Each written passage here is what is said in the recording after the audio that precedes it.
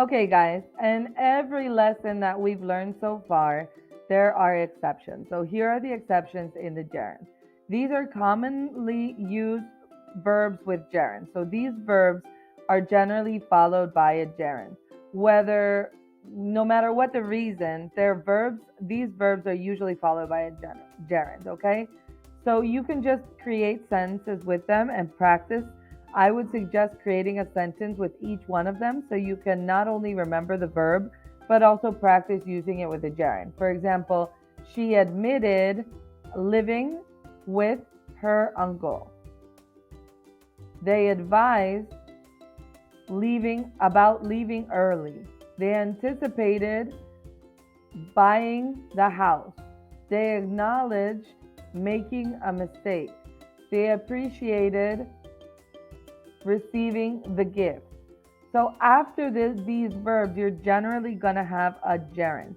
Now that's an exception, so there's definitely some yes and some no here. But if you can, not memorize, but if you can practice these, I think you'll get it. Okay? Good job, guys. Here are some examples. We discussed moving to Spain. If you see, moving is a gerund because discuss is on the exceptions list. My students are practicing speaking. Speaking is a gerund because practice is on the exceptions list. My family enjoys walking on the beach. Walking is a gerund because enjoys is on the exception list. I risked losing my job. Losing is a gerund because risk is on the exception list. My mother postponed starting her class. Starting is a gerund. Why? Because postponed is on the exception list. Now, why is this important, guys? This is important because gerunds are generally only used after a preposition, which is not this case, and as the subject of a sentence, which is not this case.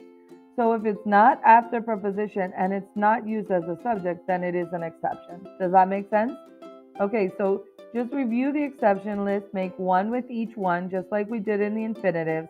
And if you just keep practicing, eventually you'll get it. This is not something you can memorize. It's something that you have to practice, right? Okay, guys, have a wonderful day.